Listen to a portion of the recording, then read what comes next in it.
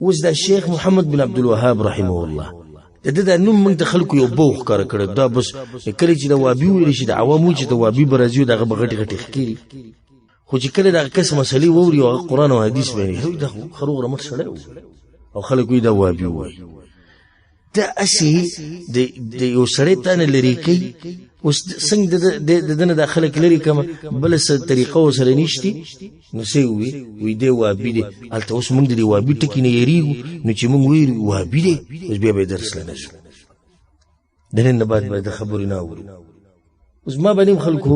دا نوم یې خو دی چې دې سره دی وابي دی سما د دعوت الحمدلله ته سعودي عرب کې او په بهر ملکونو کې او په پاکستان کې او په هر ځای کې الحمدلله زما د دعوت به توفیق الله د ټک خطا دعوت د چلی چرته یو مسله په موږ باندې څوک دي نشي ثابتولې چې پای کې موږ قصدن عمدن د قران او حديث خلاف کړي ایسو کې را باندې ثابتولې د شي وابي د وابي وېسته او ما چې د اوس ورویلې جوابي مسوک درم ثابت خدا وابي نو په ما باندې پدې کې خو چې د خلک د خپل به نور زیری چې وابي ګوره ستو وي او د دې چې کوم خبرې کوم د اوس پوری جما سمرو وکړي تی کې تاسو غلطه خبر ووري ها نو به شي دا وابي ستو وي زه خو تم نه خبره د خلکو ته پوښتنه کوي دا وابي ستو وي تاسو د دې وهابي نسبت چاته کوي چې څوک د شیخ محمد بن عبد الوهاب رحمه الله خبري منی د توحید هغه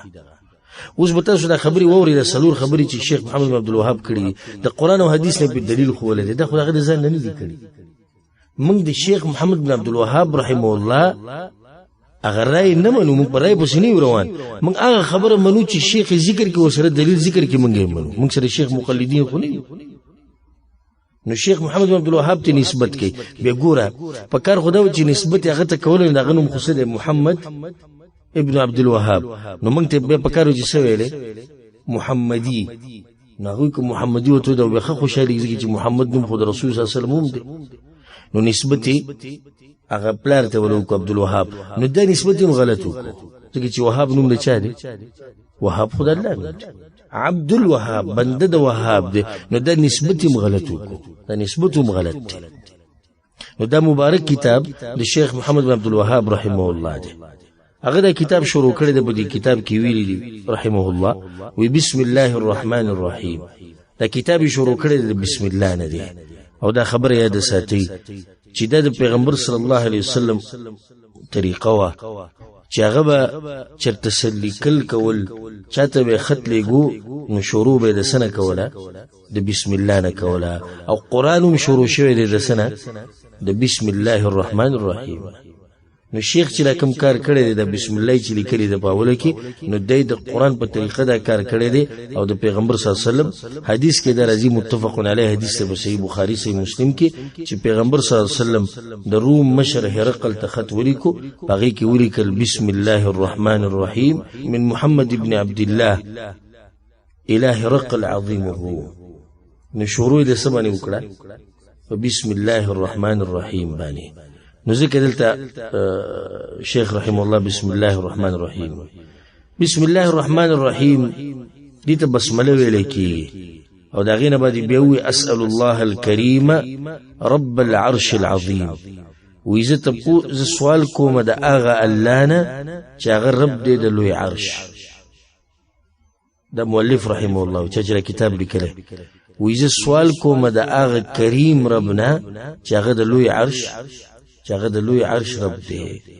دیږي کې ګوره وسیله جوړه کړه د الله نومونه او د الله صفاتونه الله ته سکړو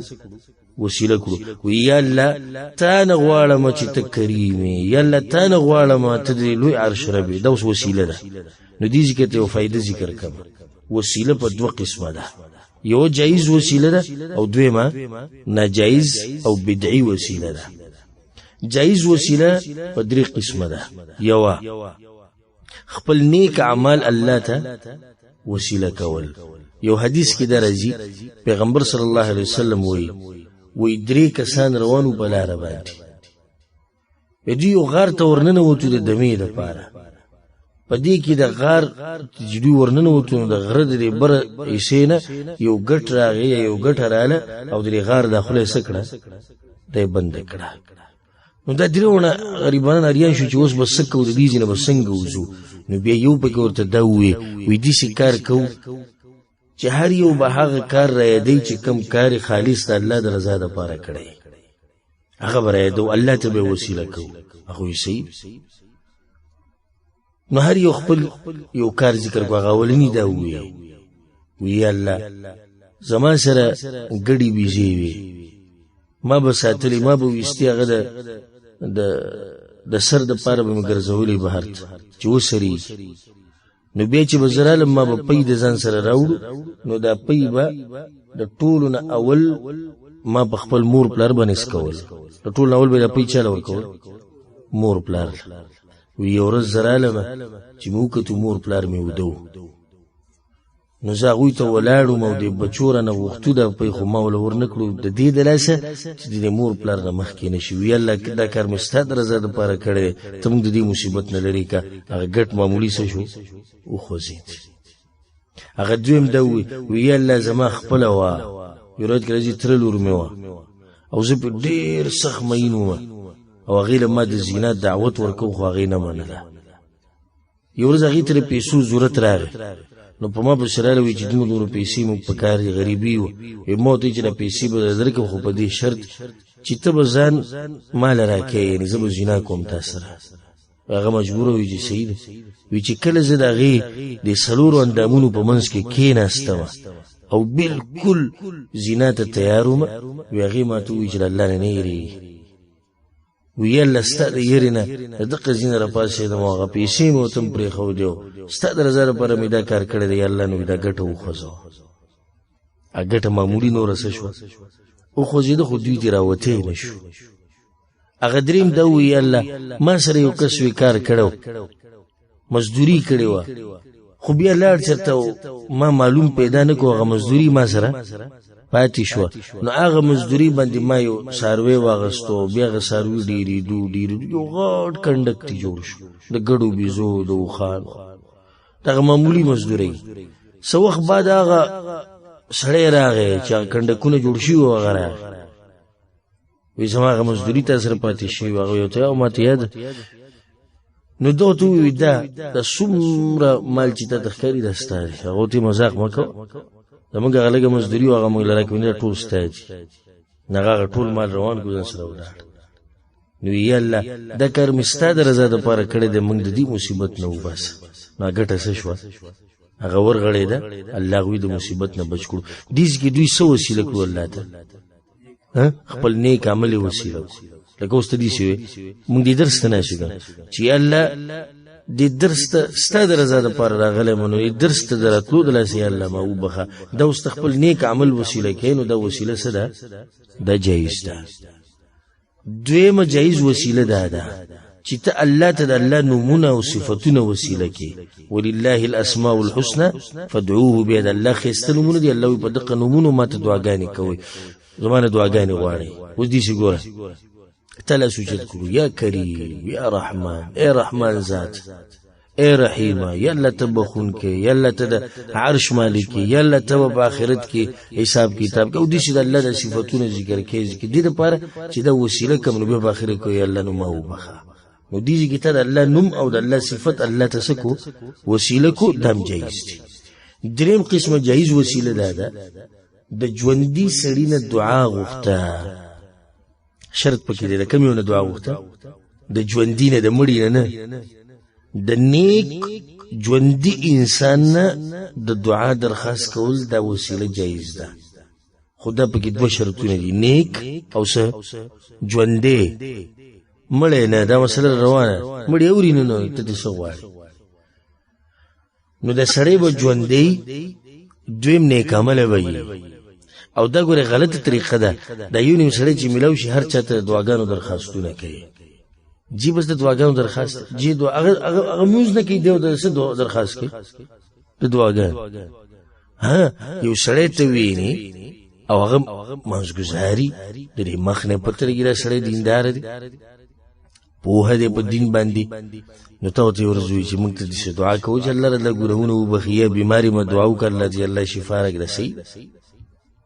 نو دیز کی ګوره اهم خبره چې ژوندۍ او دویم سي دینداری ستا په ښه ګماني چې الله به د دعاګانې قبول. هر چا د یو چا سره بس جی دعاګانو درخواست او بجی دعاګانو درخواست او جی دعاګانو هر چا سره درخواستونه څوک نه داخلي. هغه الله نه پیژني، پیغمبر نه پیژني، ته درخواست دسی شي دی، ته درخواست دعاګانو دی، نو دا صحیح طریقه نه ده. وی اسأل الله الكريم رب العرش العظيم، وی زه سوال کومه د هغه الله نه چې هغه کریم دی او رب دی دغه لوی عرش. عرش په عربي کې څه ته وایي؟ تخت ته وایي. نو د الله سبحانه وتعالی یو عرش دی چې هغه په د اسمانونو باندې لپاسه دی. د الله سبحانه وتعالی یو عرش دی چې هغه په د اسمانونو لپاسه دی او الله سبحانه وتعالی په هغه عرش باندې دی. دلته دا خبره یاد ساتئ چې الله سبحانه وتعالی که څوک درته پوښتنه چې الله کوم ځای کې دی، نو جواب دغه سره الله کوم ځای کې دی؟ الله په عرش ته پاسه دی، خو علمي هر ځای کې دی. الله په عرش ته پاسه دی په ذات ته اعتبار سره، لکه سورة طه کې الله ویلو قرآن په ډېرو ځایونو کې الرحمن علی العرش استوى. رحمان په کوم ځای کې دی؟ په عرش ته پاسه دی. اوس که څوک دا ووایي چې قرآن کې دا ټکي راغلي دي چې هو معکم، الله تاسو سره دی، د دې څه مطلب دی؟ جواب به دا دی. ګوره دا جواب د قرآن او حدیث په رڼا کې او د صحابه کرامو د تفسیر په رڼا کې چې الله د علم په اعتبار، د طاقت په اعتبار، د احاطې د اورېدو د لیدو په اعتبار په هر ځای کې دی او د ذات په اعتبار په کوم ځای کې دی؟ عرش ته پاسه دی. که مونږ داسې ووایو چې الله په هر ځای کې دی، بیا خو والعیاذ بالله لکه الله دې چت لاندې هم دی او په هر ځای کې دی، په کوم ځای کې چې ګناهونه کېږي هملته هم الله دی. دا خو به مونږ بېادبي وکړه د الله. نو الله دې په عرش ته پاسه، خو د هغه ځای نه مونږ اینی. نو که څوک دا وایي چې په دې معنا الله زمونږ سره دی، بیا صحیح ده. الله هر ځای کې دی، لکه څه مطلب دی؟ وایي الله په هر ځای کې دی، مطلب مې دا دی چې مونږ اینی، به صحیح. الله په هر ځای کې دی، لکه څه مطلب دی؟ مطلب مې دا دی چې الله یې اوري، به صحیح ده. الله په هر ځای کې دی، څه مطلب دی؟ وایي مطلب مې دا دی چې الله پوه دی په مونږ باندې، خبردار دی، به صحیح ده. خو الله په هر ځای کې دی، څنګه ذات په هر ځای کې دی، نو د بیا د قرآن او د حدیث خلاف دی. د الله ذات چې هغه په عرش ته پاسه دی، د هغې نه بعد د دعا څه غواړي؟ دا خو الله ته دغه صفات وسیله کړو چې یا الله ای کریم ربا، ای د لوی عرش مالک، تا نه دا سوال کوم ای یتولاک فی الدنیا والآخره. دا ګوره زمونږ دپاره دا دعا غواړي څوک چې دا کتاب وایي. وی اے کتاب لوستونکیا، الله دې په دنیا او په آخرت کې ستا ملګرتیا وکړي. وایي دا څومره ښایسته دعا ده. او چې یو سړی الله یې ملګری شي په دنیا کې او په آخرت کې، نو ده به څه پکار دي؟ ځکه دا خبره یې ساتئ چې چاته الله میلاو شو، نو د هغه نه څه ورک شوي دي، او د چا نه چې الله ورک شو، نو د ده سره څه دي؟ هېڅ ورسره نشته، غریب دي. نو چې یو سړي سره الله ملګرتیا وکړي په دنیا کې مو په آخرت کې مو، د دنیا او آخرت د الله په لاس کې دي، نو دا سړی به کامیاب نه دی. دعا وکړه او څومره ښایسته دعا ده. او دویمه دا وان یجعلک مبارکا اینما کنت، او چې په کوم ځای کې وي الله دې برکتي کوي. څومره ښایسته دعا ده چې یو سړی کوم ځای کې او برکت پکې. او ځکه عیسی علیه السلام دا خبره کړې وه وجعلني مبارکا اینما کنت، او الله وی په ما کې برکت اچولی دی، زه چې په هر ځای کې یم. چې کله الله په تا کې برکتونه واچول، نو ستا په عمل کې، ستا په بچو کې، ستا په مال کې، ستا په بدن کې، ستا په ناسته پاسته کې به برکت او په هر څه کې به خیر. درېمه دا وان یجعلک ممن اذا اعطی شکر، الله دې وي تا په هغه خلکو کې وګرځئ چې الله ولا ثور کې نو شکر وباسي. و اذا ابتلي صبر، او کله چې په الله امتحان راولي نو څه کوي؟ بیا صبر کوي. دا ډېره ناشنا دعا یې غوښتلې ده، او دا خبره یاد ساتئ. دا فایدمنه خبره ده، خصوصا دلته د اکثر ملګري چې کم ناست دي، مسافر دي او مزدوریانې کوي، او ډېرو ته په دې مزدورو کې مسلې راځي. د چا نه پیسې نیوی شوي دي، چا ته مزدوري نه میلاویږي، د چا کلونه شوي دي کور ته نه دی تللی، مور پلار ورته یادېږي، ښځه بچي ورته یادېږي. نو دا خبره یاده ساتي.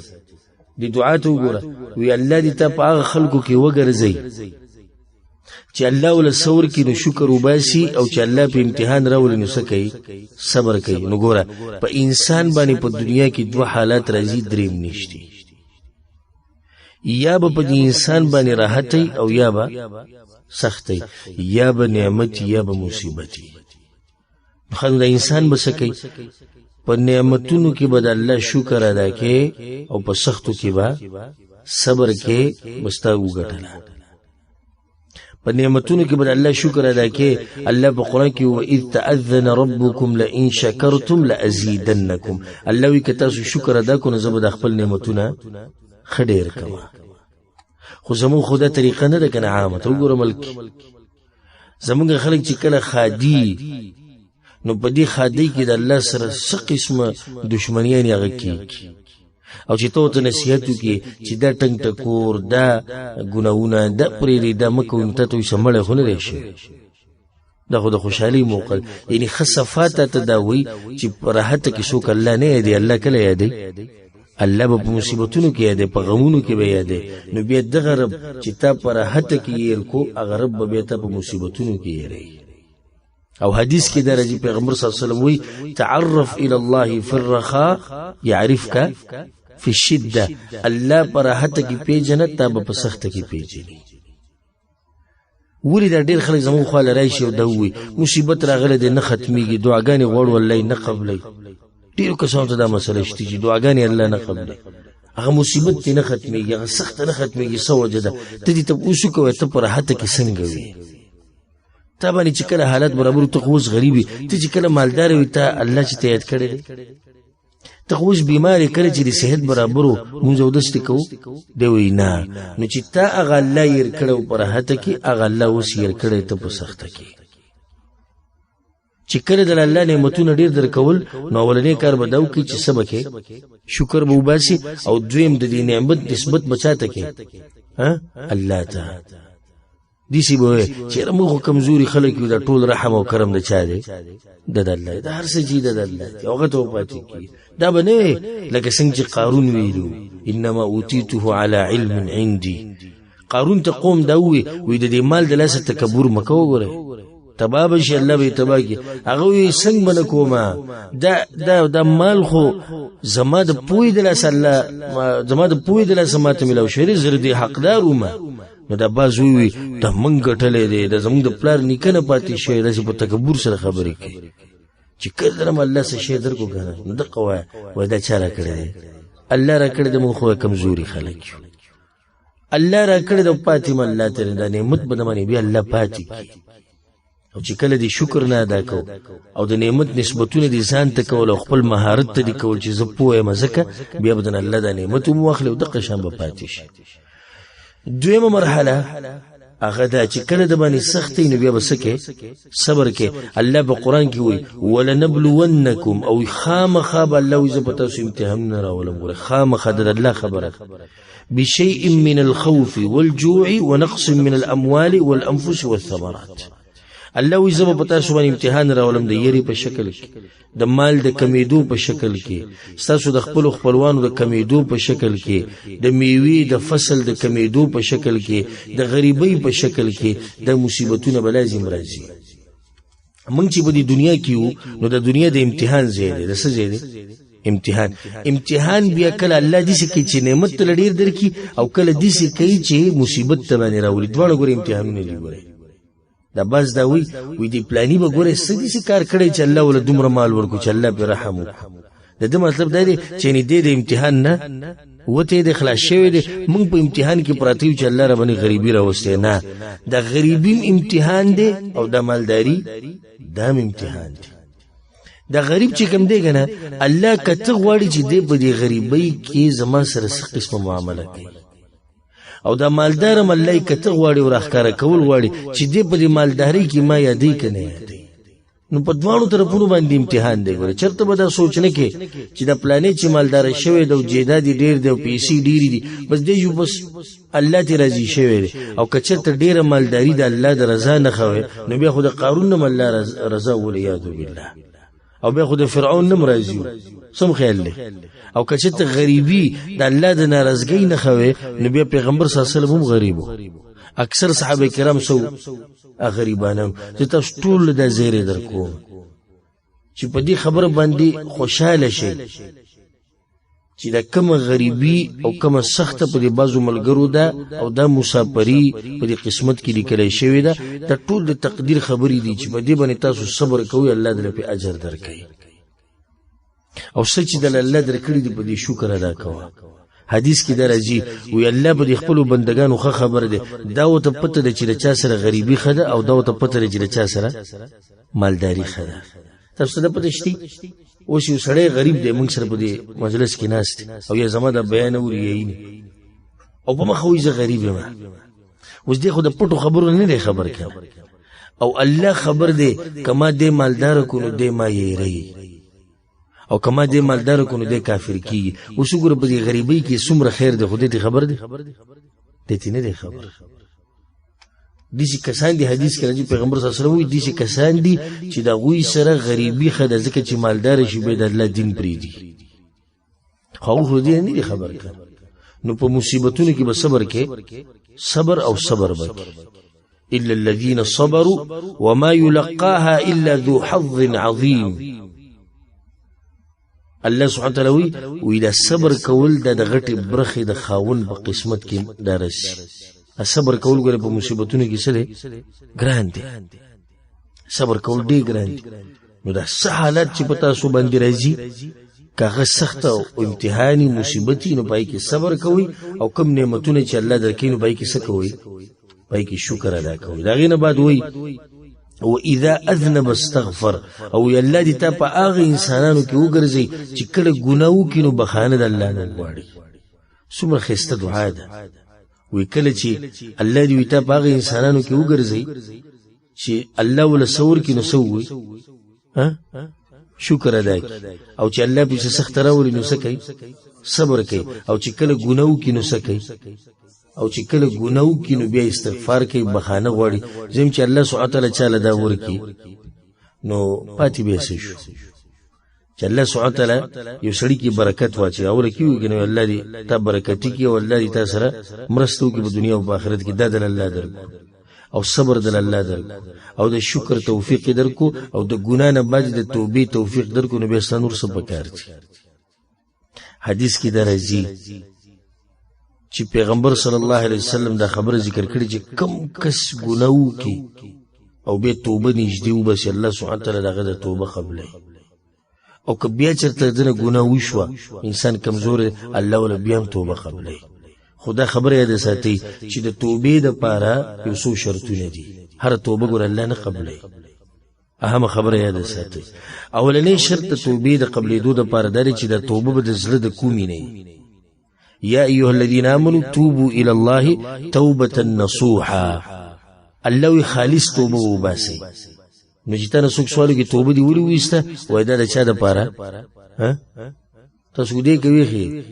دا توبه دی ولي وسته د الله د رضا د پاره دا به ورنه شرط دویم شرط پکې دی دویم اهم شرط توبه چې کله وسته دغه د قبلې دویم شرط دی چې دا کوم ګناه چې کې دا به پری دی په جیب د ګناه پری دی دریم شرط دی په خ اراده وکي او عزم چې پر روان وخت کې به د ګناه بیا نکوما او سلورم چې دا ګناه کله تر دې په مستقبل کې نو په دې به خپکیږي په خیمانه کېږي به د ګناونو بچاته یادې نه ګوري د بس ظالمان یو خګور ګناه کړي د الله نه فرمانی کړي په چې کوم مجلس کې کینی موږ بدا چل کو موږ بدا چل کو ګناونه خپل راځي او حدیث کې راځي پیغمبر صلی الله علیه وسلم وی الله هر سړی معاف کوي خو هغه سړی نه معاف کوي چې ګناو کې الله په پرده را چولي او د سحر له خلکو ته اعلانونه کوي ما دا ګناه کړی و الله دا سړی نه بخي پینځم شرط توبې ده چې دا به هغه وخت کې د توبه وسته کیږي چې کوم وخت کې الله توبه قبلې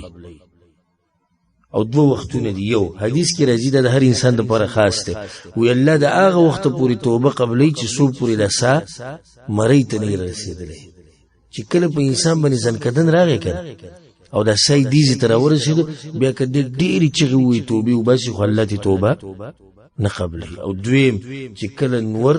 د قیامت یو غټه نه خدای چې نور به د کم طرف نه راوخیږي د مغرب د طرف نه او کله چې نور په مغرب باندې راوخڅونه د توبې دروازه بس شي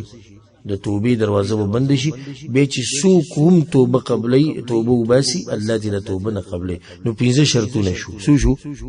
پینځه به دې ته موږ ورکې دي چې در سبد په اخره کې زه تاسو مو کوم دي اولنې شرط چې توبه بسې اخلاص وبکی دویم د ګناه به پرې دی دریم د عزم او په خیر ادب کې چې په مستقبل کې به د ګناه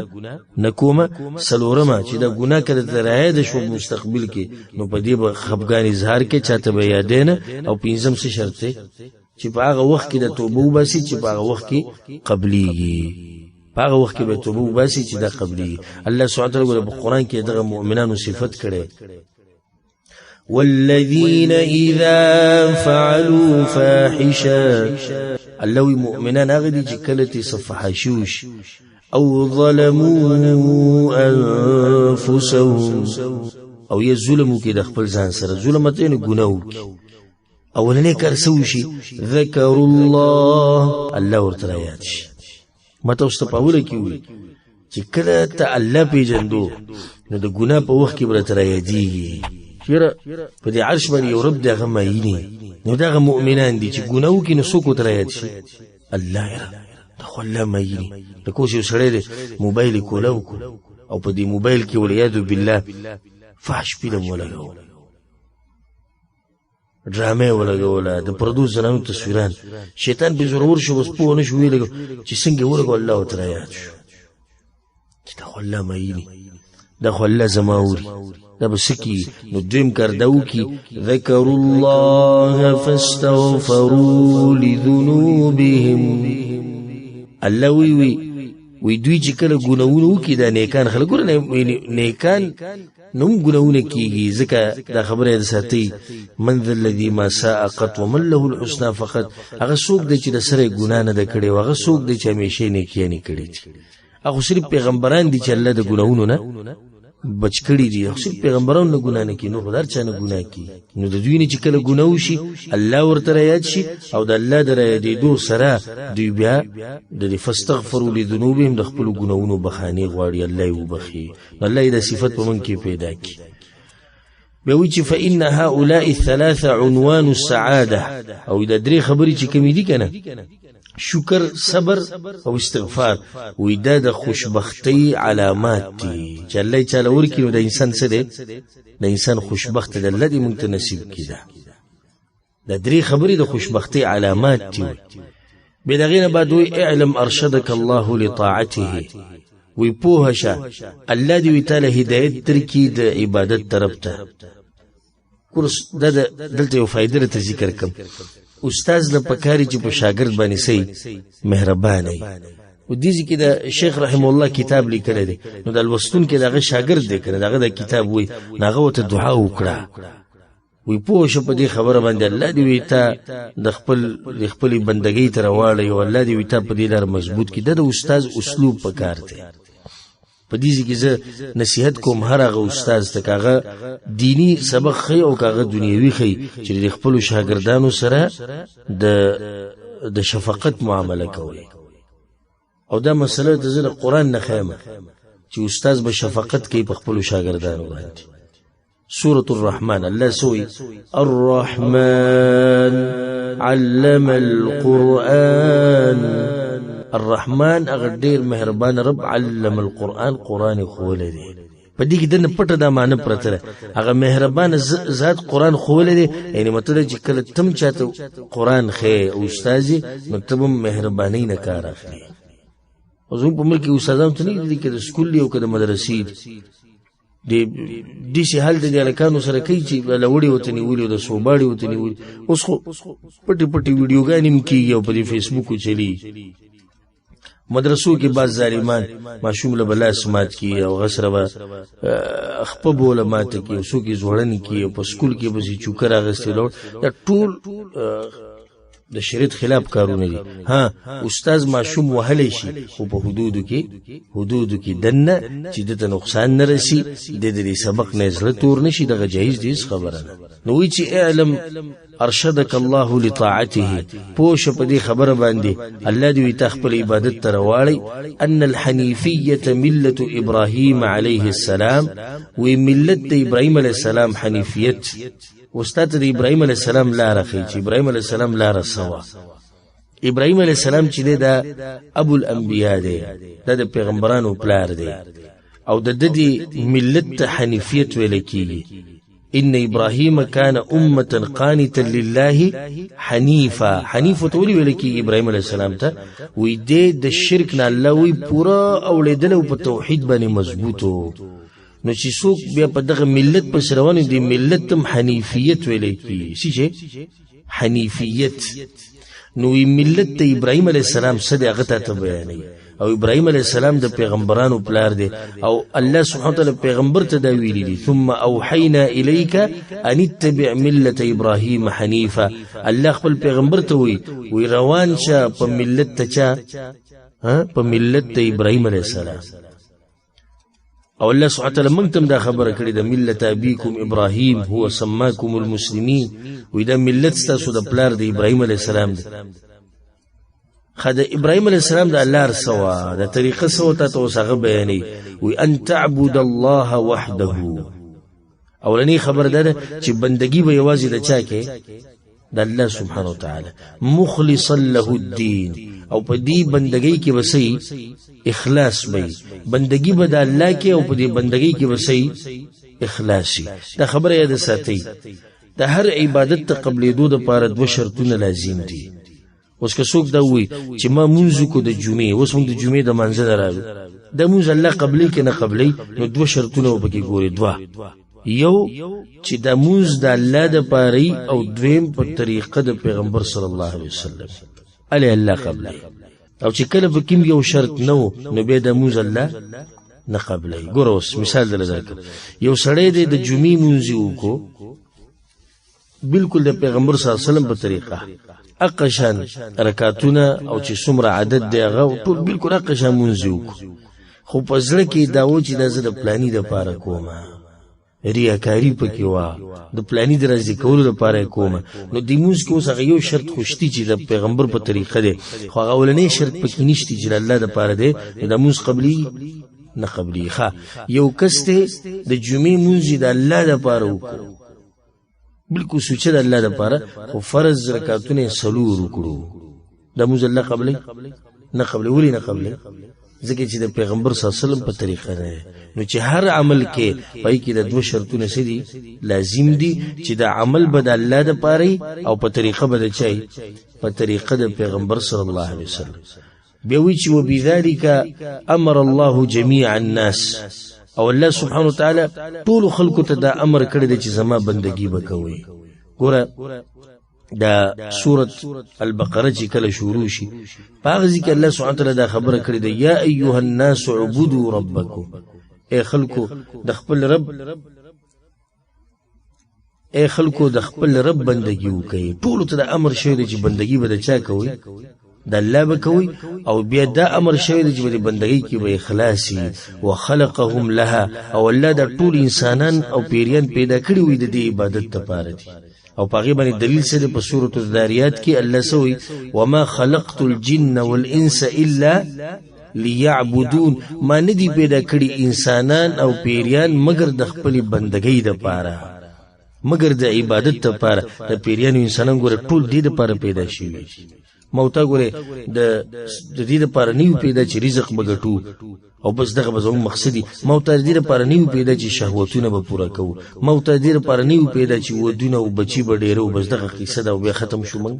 که صرف چېرته دا مقصدي نو بیا خو زناورو او انسانانو کې څه فرق نشته. زناور هم ځان له خوراک پیدا کوي که نه پیدا کوي؟ پیدا کوي. ښه چې زناور کله په خېټه موړ شي نو بیا په شهوت پسې ګرځي. نو که چېرته د انسانانو هم داسې شي چې یو مقصد شي چې پیسې به څنګه ګټم او بیا دا چې د ښځې څه خواست کې به څنګه سملمه او صرف دقه دوه سوچئ، نو بیا په ده کې او په زناور کې فرق شته؟ نشته پکې فرق. دا فرق د څه د لاسه دی؟ هغه د دې د لاسه دی چې موږ الله سبحانه وتعالی چې پیدا کړي وو نو اصل مقصدي خبره هغه د الله سبحانه وتعالی بندګي ده. وما خلقت الجن والانس الا ليعبدون. نو ځکه دا خبره کړې ده ما اريد منهم من رزق وما اريد ان يطعمون. الله وی زه د دوی نه دا نه غواړم چې دوی دې مال خوراک راکړي یا دوی چې کوم رزق ګټي الله وی دا ولم زور کوم. ان الله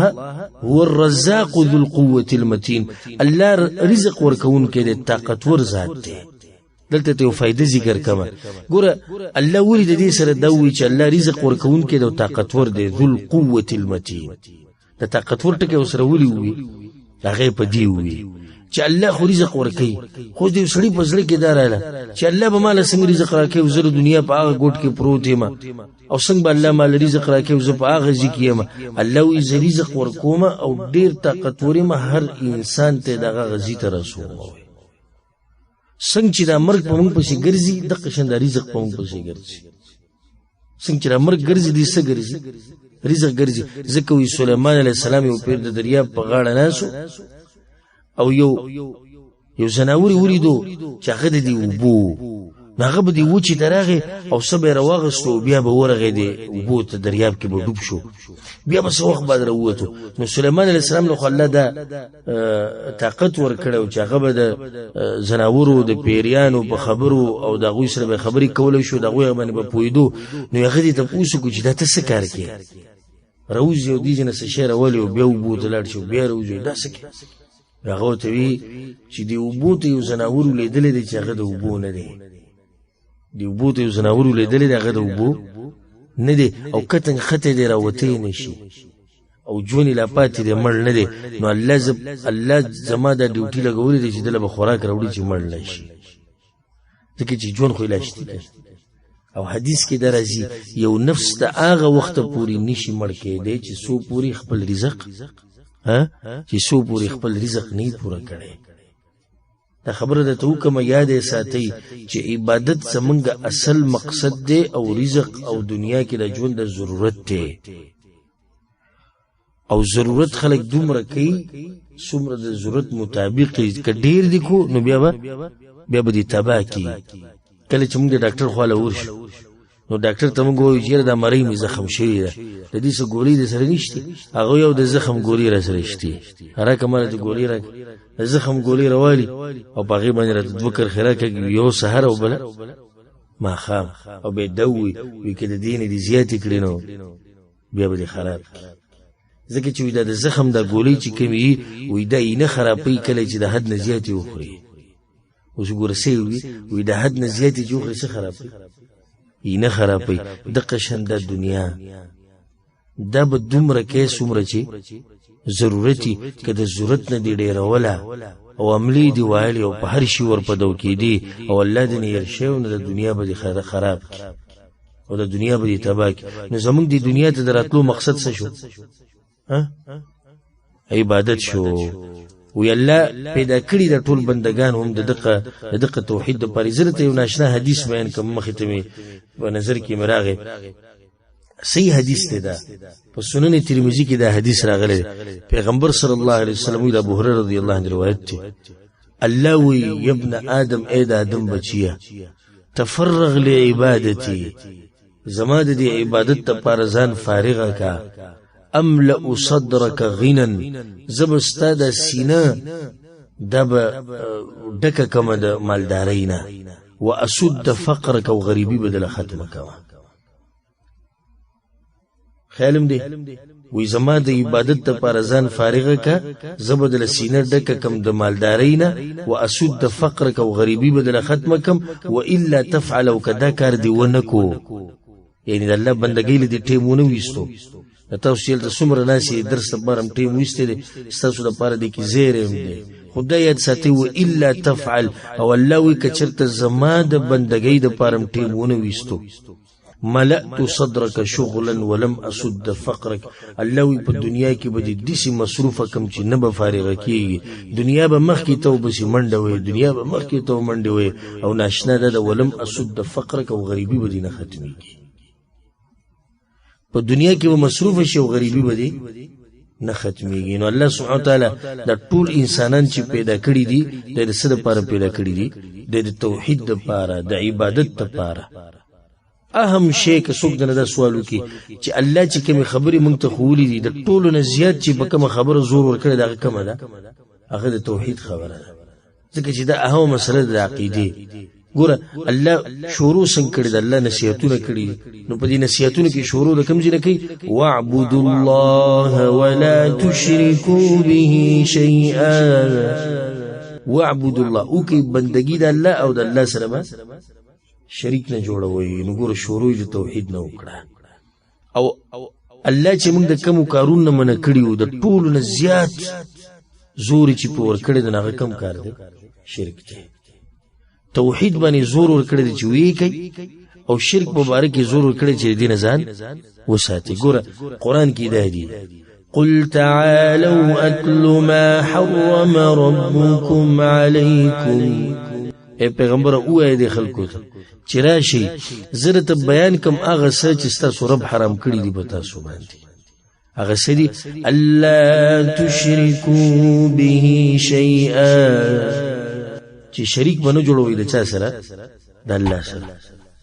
هغه بنیادی خبره شروع د کم ځینه شوی ګناونه بیانول کنه چې کم کار نه منع کړي الله نو خبره شروع د شرک نه کړه. نو توحید اهم خبره او د شرک نه بزان لري ساتي. ولا تجعل مع الله الها اخر فتلقى في جهنم ملوما مدحورا. الله وی د الله سره چې بل اله شریک نه کې بل معبود وسره جوړ نه کې یعنی جهنم ته وزار کړي شي. الله د مؤمنانو صفت ذکر کړی دی نو په یو ذکر کړی دی والذین لا يدعون مع الله الها آخر. او مؤمنان او د الله خاص بندگان هغه دي چې د الله سره په بندګۍ کې څوک نه شریک کوي. دا د مؤمنانو اوچت صفت دی او دا د الله سبحانه وتعالی حق ته په موږ باندې چې موږ د الله دسی بندګي وکړو لکه څنګه چې الله زموږ نه غواړي او د الله سره څوک شریک نه کوي. دغه یو حدیث بیان کوم متفق علیه حدیث ته په صحیح بخاری صحیح مسلم کې دی. معاذ بن جبل رضی الله عنه وی بین انا ردیف النبي صلی الله علیه وسلم وی زه د پیغمبر صلی الله علیه وسلم سره په خر باندې سور او مشاته سره ناسوم ليس بيني وبينه الا آخرة الرحل. فقال يا معاذ بن جبل وما تويج يا معاذ لبيك يا رسول الله وسعديك بموت ديسو يا رسول الله حاضر.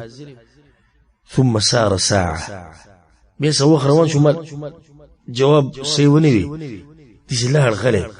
بما توي يا معاذ بموت ديسو لبيك رسول الله وسعديك يا رسول الله حاضر متوسوي بيس هو ديس روان شو سيوني مات دو پیری شو په دریم پیری بیو یا معاذ وی موتی چې لبیک رسول الله وسعدیک یا رسول الله حاضری ما سوی تاسو وی ما توی چې هل تدری ما حق الله على عباده.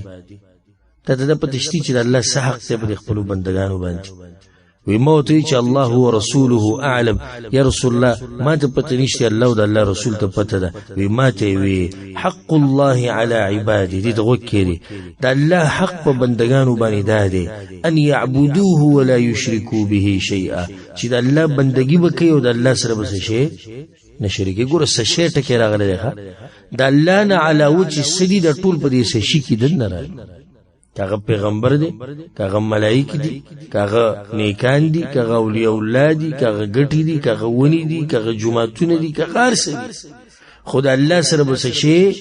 نه شریک. خالص بندگی به سوچ د الله کې د الله حق ته بتا باندې. وی بیا ثم سار ساعه بیا پیغمبر صلی الله علیه وسلم سوخله بیا روان نور سه ونی وی بیا ما توی یا معاذ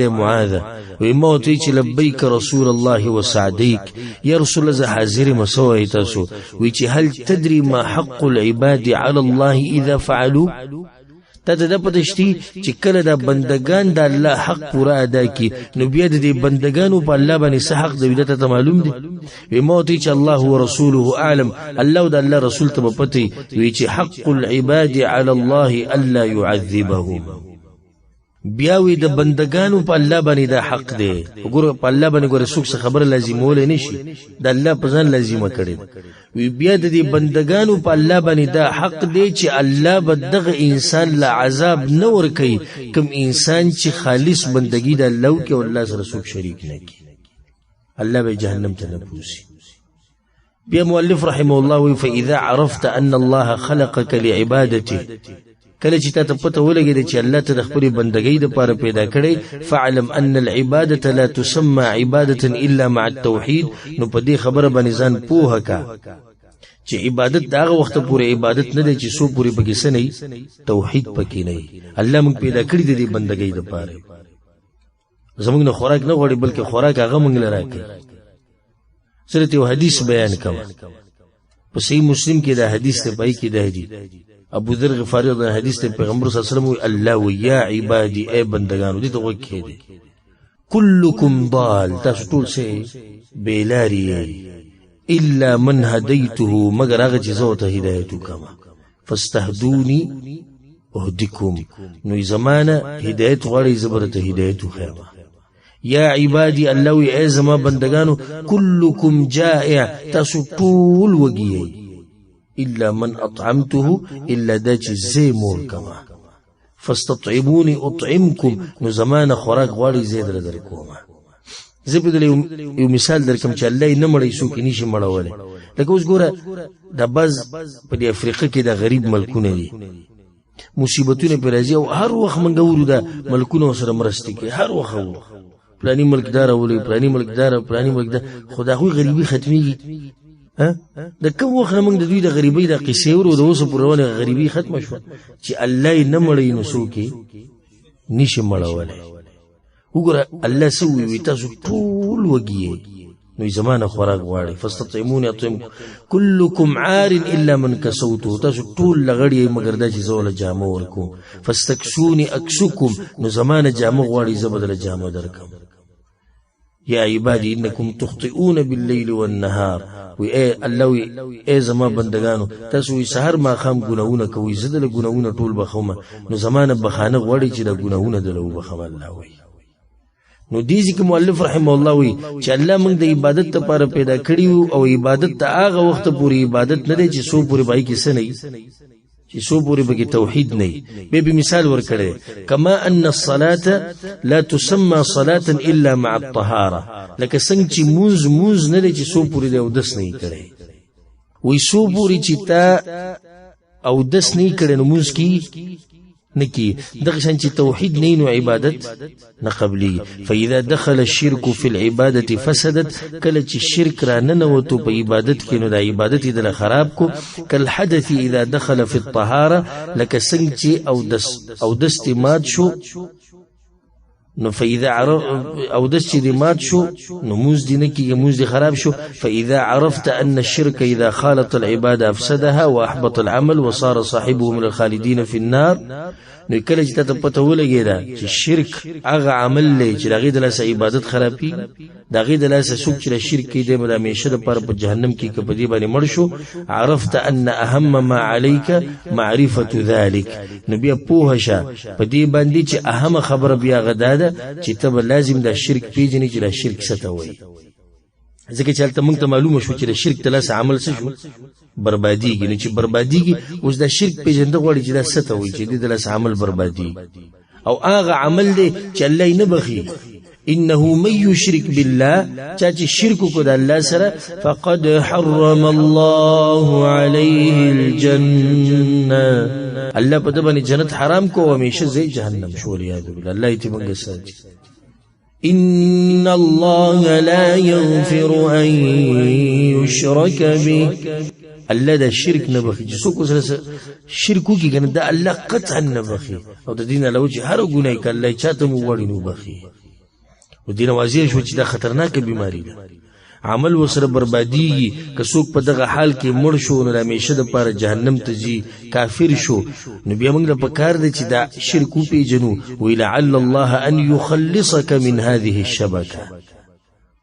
چې الله ته د دې جال نخلاص کې د شرک د جال نه وهي الشرك بالله وغوي هغه شرک ته چې الله دغه مبارک وي چې زینب بخم وذلك بمعرفة 4 قواعد او يغب ديسي بيجني چې سلور اهم قاعده برته ذکر کو دغه سلور بنیادی خبري ذکرها الله تعالی في كتابه الله ذکر کړی دی په کتاب کې په دې باندې به اکتفا وکړو خبره په دې باندې ودرې چې سو قاعده دي سلور بنیادی خبرې د شرک د پیژندو لپاره په دې ځمن د اکتفا وکړو ان شاء الله باقي به د مازیګر د منځنه بعد پوره کوو د سلور قاعده به ذکر کو او دا به کې معمولی وقفه ده د روټۍ لپاره او چې ملګری سازات کې ان شاء الله بیا ملاقات د مازیګر د منځنه بعد کوو هذا والله اعلم وصلى الله وسلم على نبينا محمد وعلى اله وصحبه اجمعين